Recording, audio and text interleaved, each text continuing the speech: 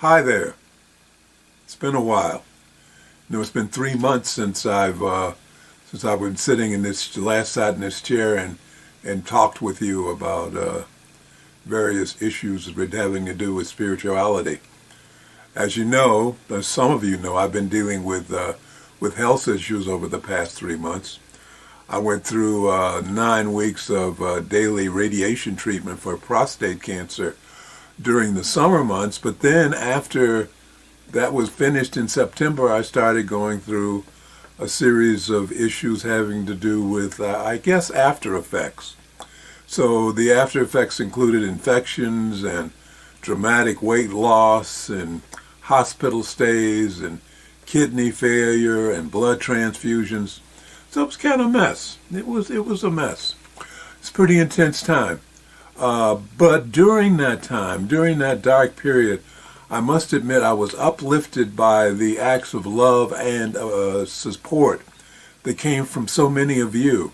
I was really, really impressed and moved by all that was done on my behalf, and the energy and prayers and etc. that was directed my way by you, by the people who watch my show, by my friends, by my church family. It was quite moving. So thank you. It was very empowering to know that I'm not alone. I'm not alone. So now I'm finally back on the road to health, and I've been looking forward to getting back here and expressing my purpose in life, which is teaching you how magnificent and powerful you really are as individualized expressions of infinite intelligence. I don't watch a lot of news on major media because it's so negative. But we are surrounded by it, so it's difficult to ignore it completely. So as I look around and I view the landscape of the human condition in our society, in this world today, a few things pop out at me. One is the level of anger. The level of anger that exists and seemingly continues to grow. We seem to be so angry at each other.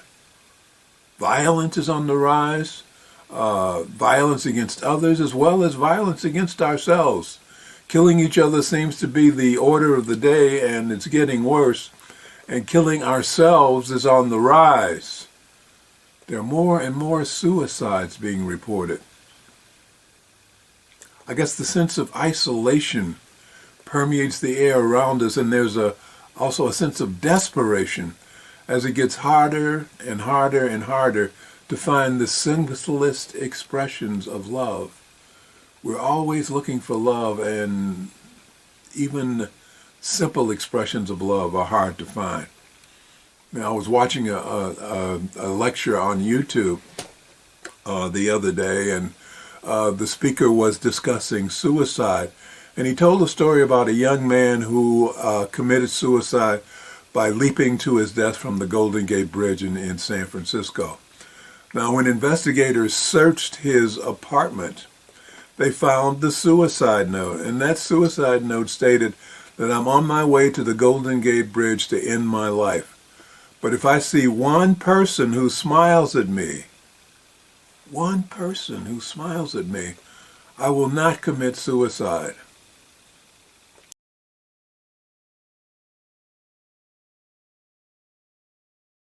Apparently he did jump. But I thought about that case. I wondered about how many people he saw on his way to the bridge that did not smile. How many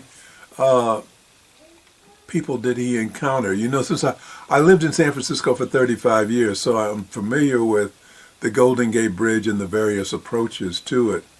And depending on where he started out his journey to the bridge, it is possible that he could have gotten there without seeing very many people. On the other hand, if he'd taken a different route, he might expose himself to a lot of people. So I was wondering, which route did he take? But an even more important question is, how did he get to the point where he was desperate for a smile, just a smile from one person would have turned his life around. How did he get so isolated? How? You know, the Center for Disease Control says that the rise in desperation among the population is because there's a lack of community. There's the amount of time that we spend in front of screens and not in front of other people. There's the time we spend in front of screens and not in front of other people. And they went on to say, if you don't have a community to reach out to, then your hopelessness does not have any place to go. I thought that was a pretty profound statement. If your hopelessness doesn't have any place to go. It seems that the way today's society is structured, it's easy to be isolated. How often do you smile at other people while you're out in public? How often? How often do you even look at other people while you're out in public, for that matter? I've noticed that when I'm out in public where other people are out walking, most of them don't even see me because they're looking down at their phones. They're immersed in their electronic devices. Now, occasionally someone will look up from their phone and our eyes will meet. But you know what? Too many times they look away right away as if they've been caught doing something wrong, which is sad. So seeing someone on the street or in the mall who will look at me and smile is a very rare occurrence. Have you experienced that? Have you found that people don't look at you? Have you found that you don't look at people? Apparently that's a critical thing to do, to look at people and smile. You know, nod your head in acknowledgement and say hi. No. With so many people locked into their electronic devices, I have to wonder, is technology the reason we're so isolated these days? Is it?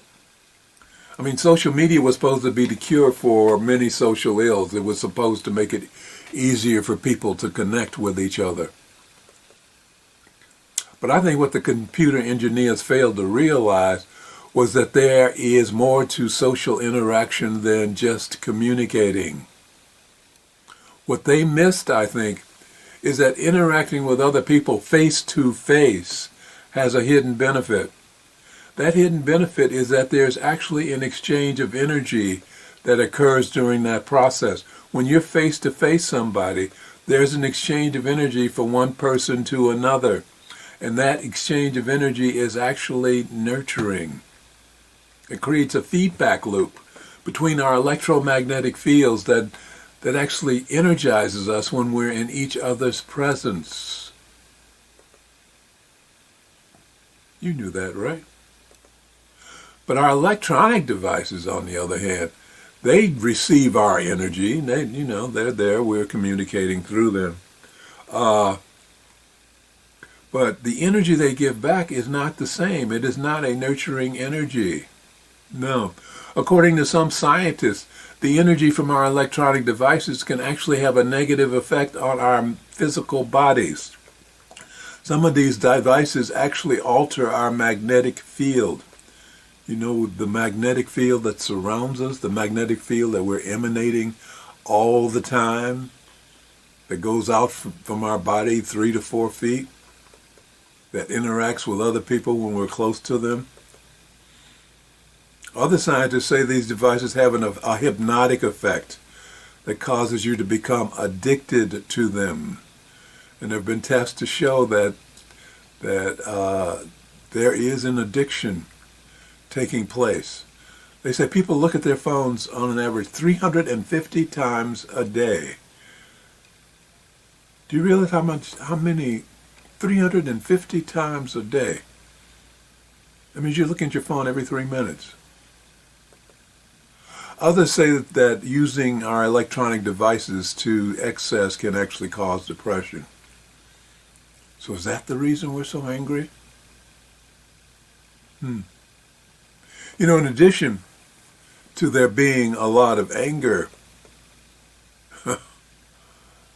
Wow, there's so much anger. You got people on airplanes attacking the flight attendants. Uh, you got people getting shot over loud music. You got brawls in child-oriented restaurants. A place that's supposed to be a meeting place for kids and celebration, and they're having adults brawling. Anger is on the rise. It's growing in intensity and it's spreading among a wider range of people. Anger, oh, there's so much anger. And I think some of that anger has to do with the frustration around the issues of work, and there's a lot of fear around finances. I know business managers are frustrated and angry with our younger generation because they're not following the script written by the elders.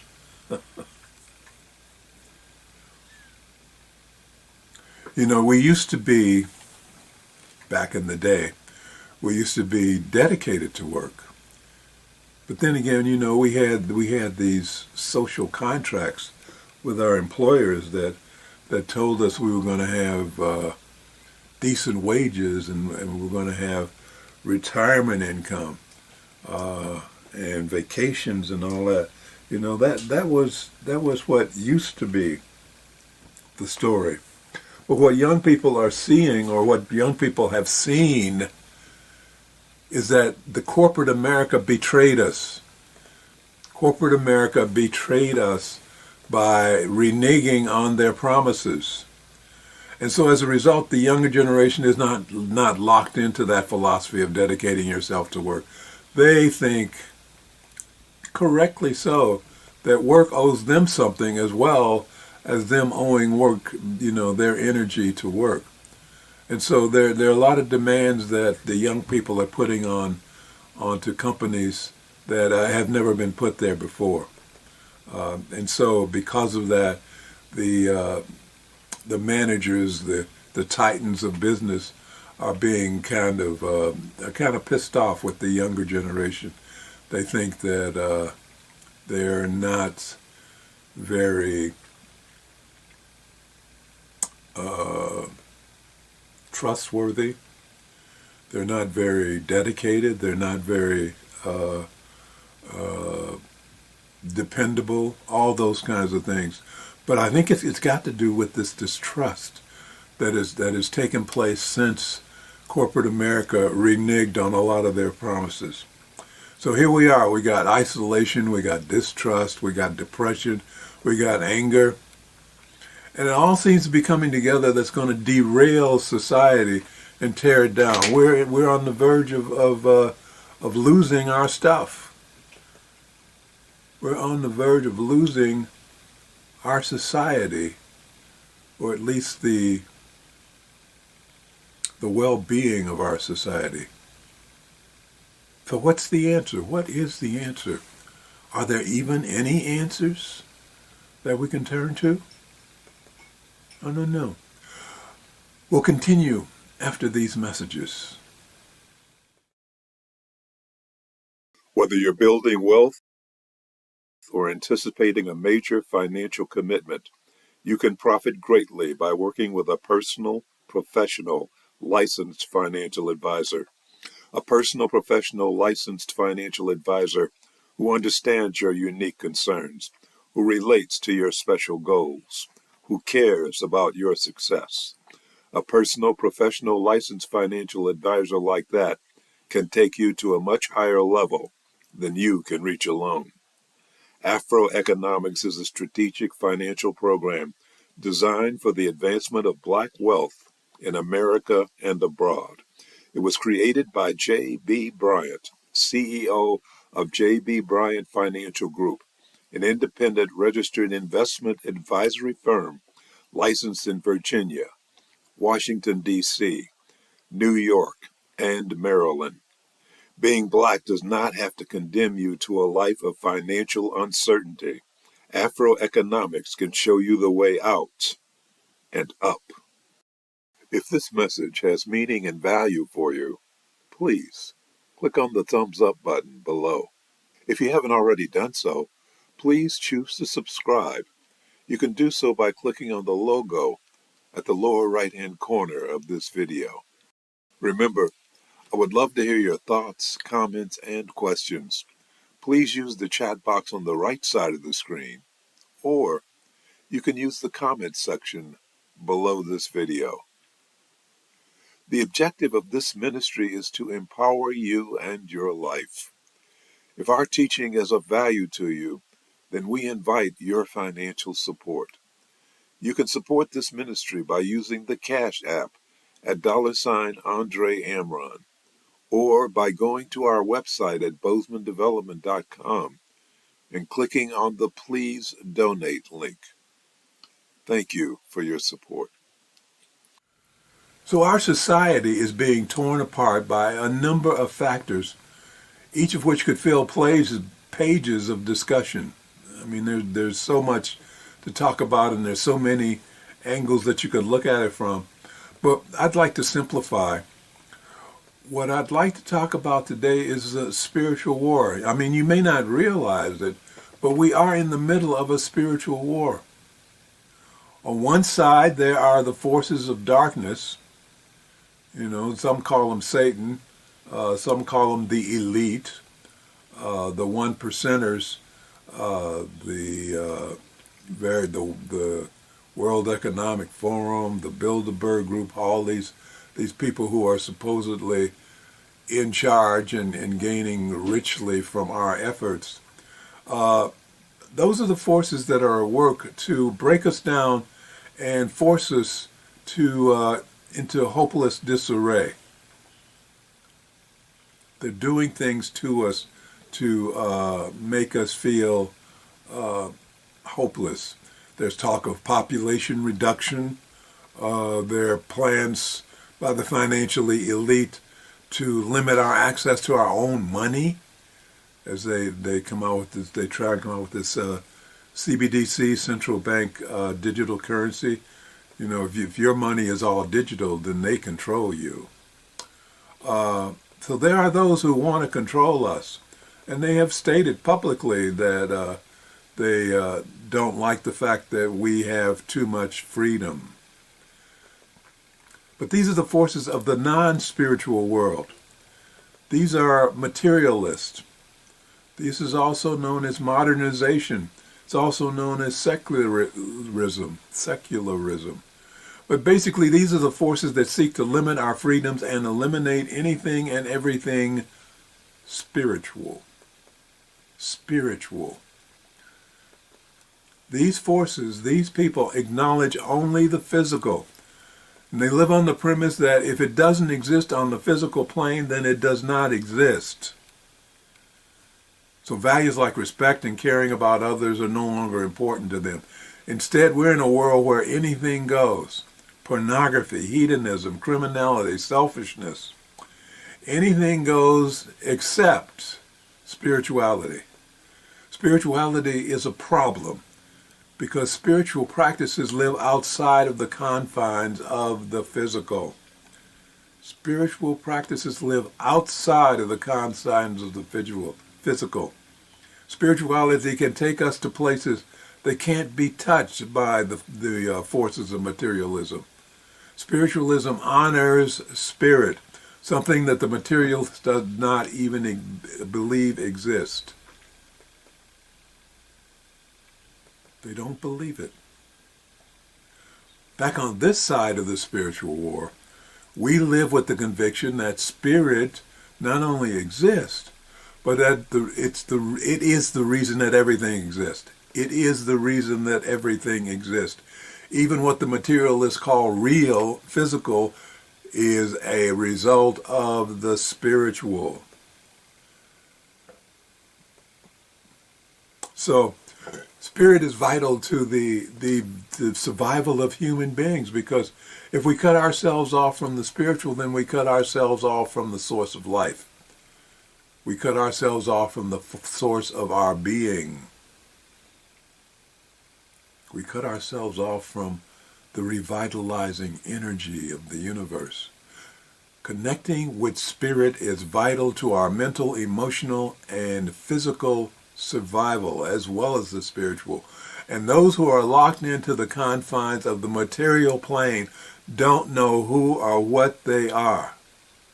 They don't know that they are individualized expressions of infinite intelligence. They don't know that they are spiritual beings having a human experience. All they know is that they are human and that they are lone and isolated. They don't know the truth. And because they don't know the truth, they think that they are out there all alone. They think they are vulnerable to the hostile forces, and actually they are. They may have heard of this thing called God.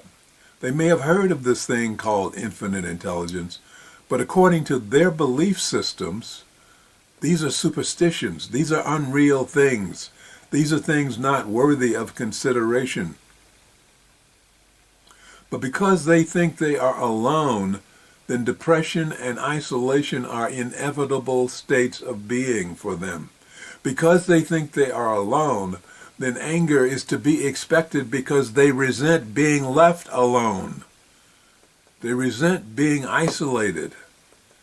They resent it, and it makes them mad. So, naturally, striking out at others and even hurting themselves makes sense. They have nowhere to go and no one to turn to when things get bad, and, trying times, which are always around, right? We all have trying times. We can count on them showing up somewhere down the road. But once depression has sunken its hooks into their minds, then isolation and loneliness become everyday states of mind. Once depression has sunken its hooks into their minds, then suicide doesn't look so bad after all.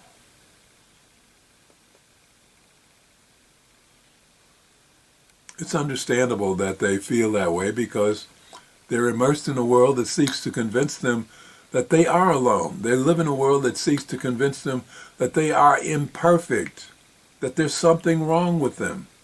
And it's coming at them every minute of the day. Thousands of messages a day are coming at them saying, you are not enough. You are not enough. You need to wash your mouth out and put on deodorant and put on lipstick and get a haircut and buy new clothes and get a new car. We live in a world where materialism dominates. And it gives us these soul killers called isolation, loneliness, depression, anger. And those soul killers grow stronger every day. That's why the rates of depression are rising. That's why the number of suicides is increasing. Stevie Wonder once said it, love is in need of love today. So what has all this got to do with us? Maybe we can help. And by we, I mean all of us who are spiritual warriors.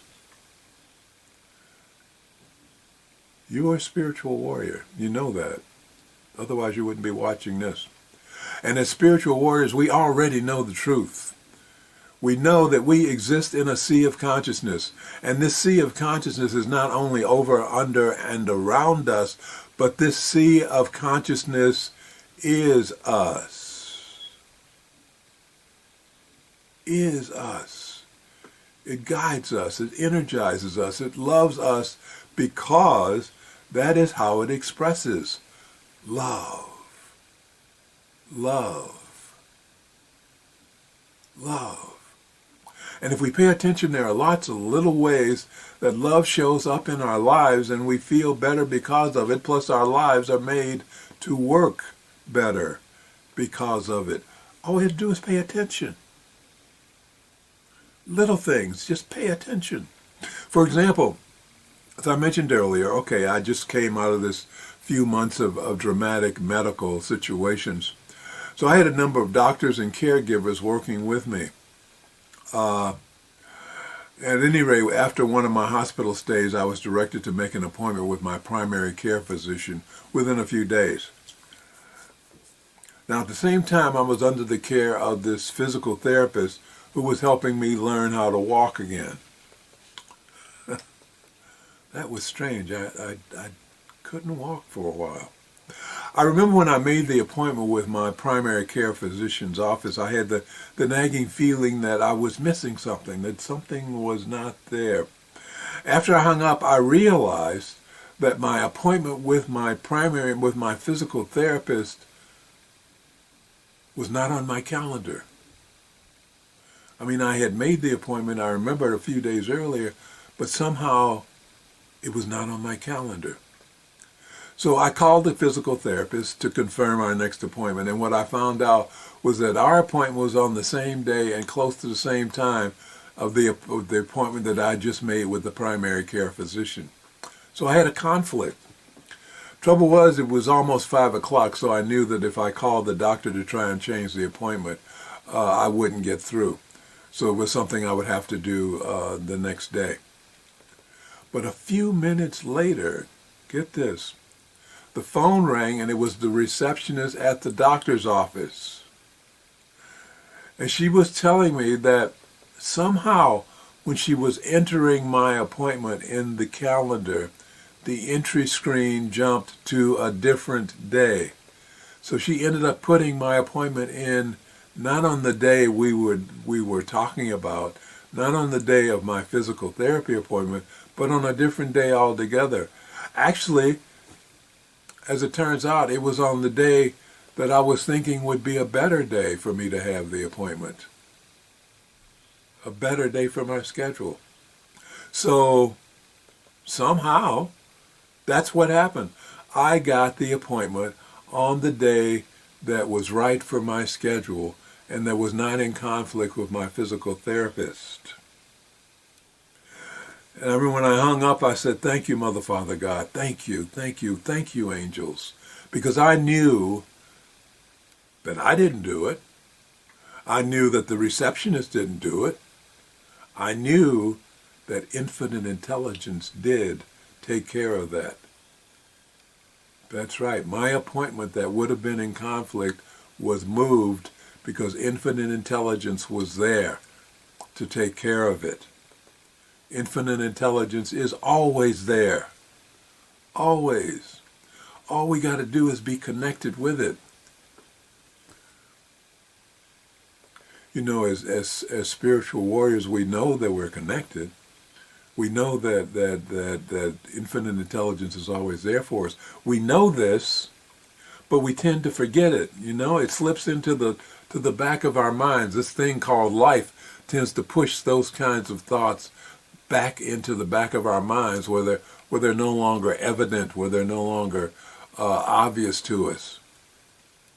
So we have to go back there and pull it out sometimes. We have to maintain our spiritual practices so that our knowledge, that spiritual infinite intelligence is always with us. We need to discipline ourselves to have a daily spiritual practice like meditation and prayer. We need to do that because that knowledge and understanding, that connection has to be reinforced on a daily basis. Otherwise, we can begin to feel isolated because we forget. And when we begin to feel isolated, we can begin to slip into a form of depression. Now, we don't have to stay there because we do know that all we have to do is pick up any one of a number of books on our shelves that tell us the truth, or we can flip on the YouTube channel and watch one of these videos that remind us of that most comforting fact that we are individualized expressions of infinite intelligence. We know that we don't have to stay in isolated darkness. We know that infinite intelligence never deserts us. We know that we are individualized expressions of infinite intelligence. and we cannot be separated from infinite intelligence. It's an integral part of us. And even if we decide to act foolishly and try and cut ourselves off from our connection to infinite intelligence, it doesn't really matter, because infinite intelligence is always there. And infinite intelligence will welcome us back as soon as we realize what we've done and we open our senses, we open our hearts, we open our minds to its presence. It's always there waiting for us. It's always there. It's always there. It's always there. I remember when I was a student in Amron Mystery School, my spiritual teacher, Norma, advised me that the Bible is the greatest mystery book ever written. She said, even though the Bible has been translated more times than we can count, and even though the words have been changed to fit evolving language patterns, it still reveals deeper truths. Still, in the form of stories often. So today I'm reminded of a story.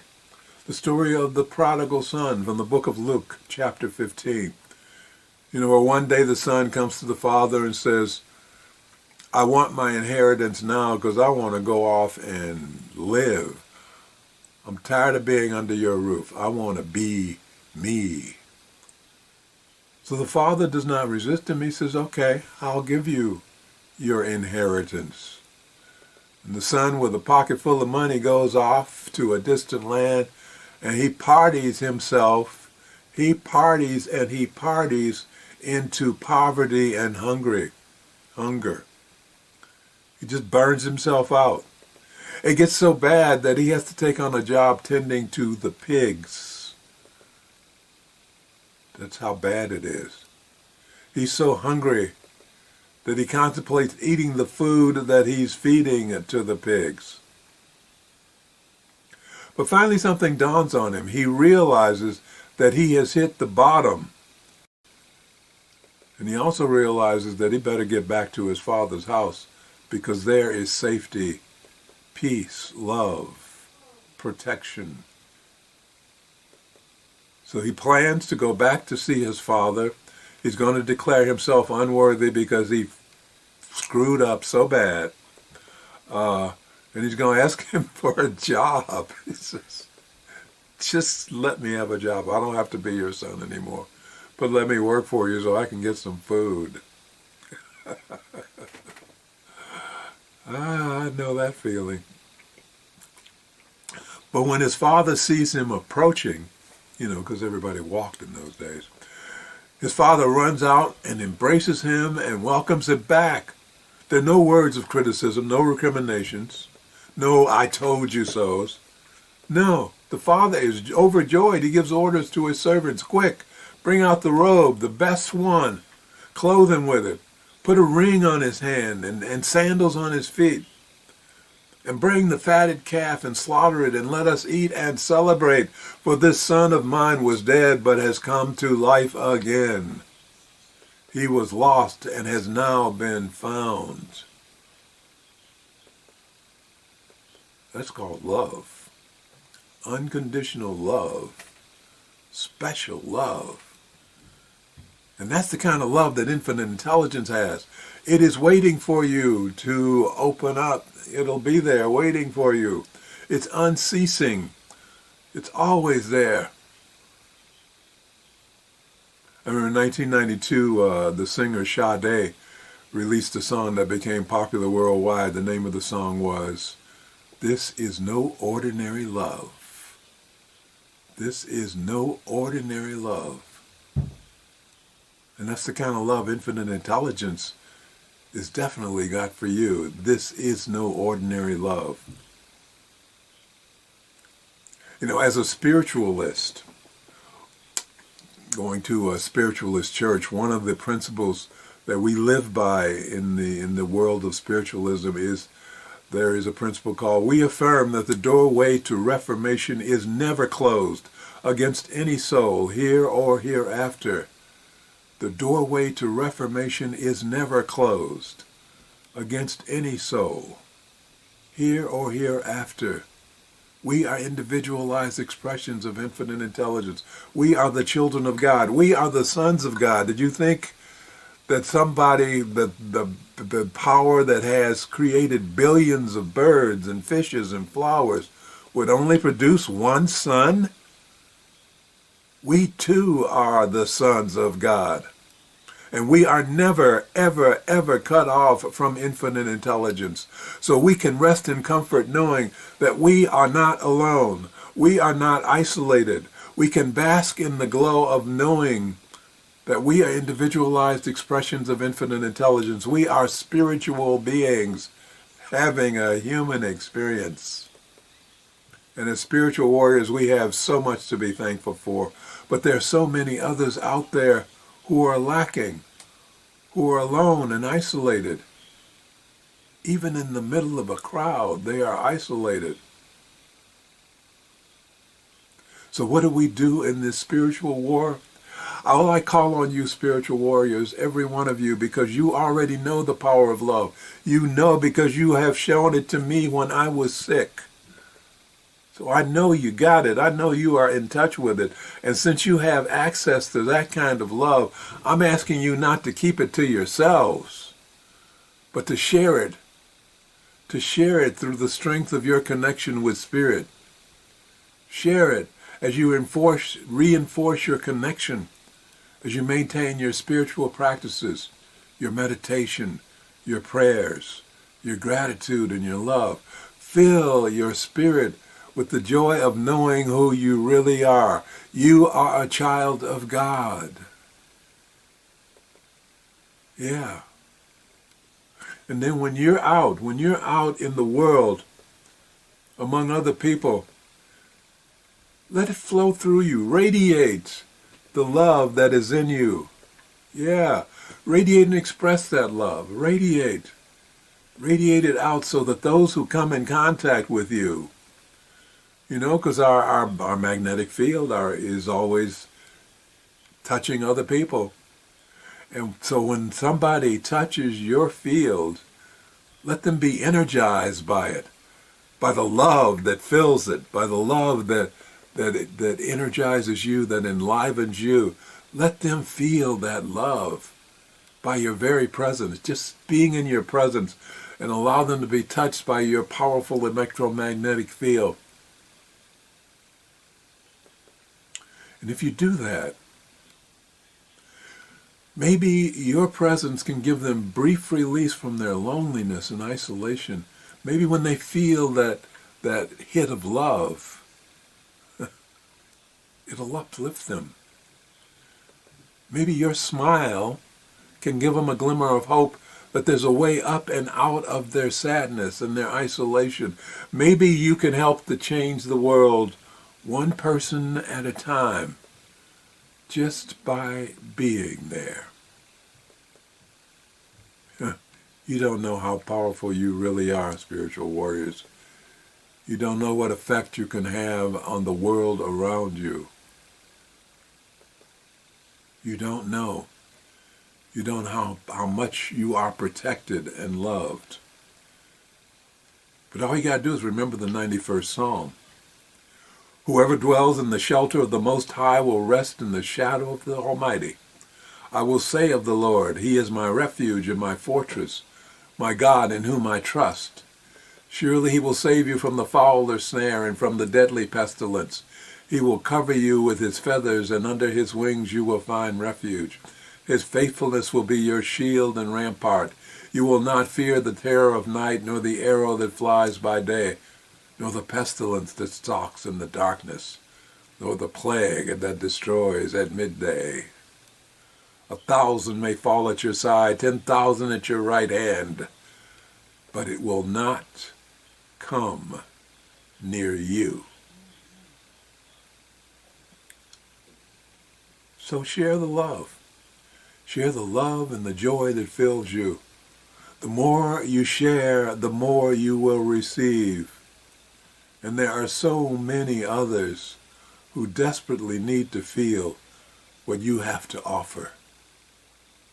So share it. Share it. Let's close with prayer. Thank you, Infinite Intelligence. Thank you for bringing all of us together in this life so that we may become spiritual warriors and join in the work we have come here to do. Thank you, Infinite Intelligence, for bringing us into this space of awareness and a deeper understanding of ourselves and our relationship to life and infinite intelligence. Thank you for showing us who we really are. We open our minds and hearts to the truth of our being. We are the children of God. We are individualized expressions of infinite intelligence. And because we are part of the greater whole, we're beginning to understand our value to the continuity of life on this planet. As we become channels of your power, infinite intelligence, we can feel your presence within ourselves and within our lives more and more.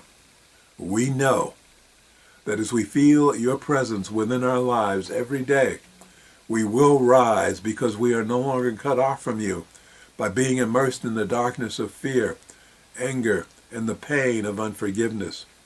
So we're now restoring our connection through the grace of forgiveness, knowing that as we learn to forgive ourselves for the pain we have caused to ourselves, and as we learn to forgive those who have inflicted pain upon us, our connections will grow stronger, and our lives will grow happier and healthier and more prosperous. And for this, we are truly grateful. As above, so below. As within, so without. And so it is. Amen. Thank you. Thank you for watching. I look forward to seeing you again next week. If this message has meaning and value for you, please click on the thumbs up button below. If you haven't already done so, please choose to subscribe. You can do so by clicking on the logo at the lower right-hand corner of this video. Remember, I would love to hear your thoughts, comments, and questions. Please use the chat box on the right side of the screen, or you can use the comments section below this video.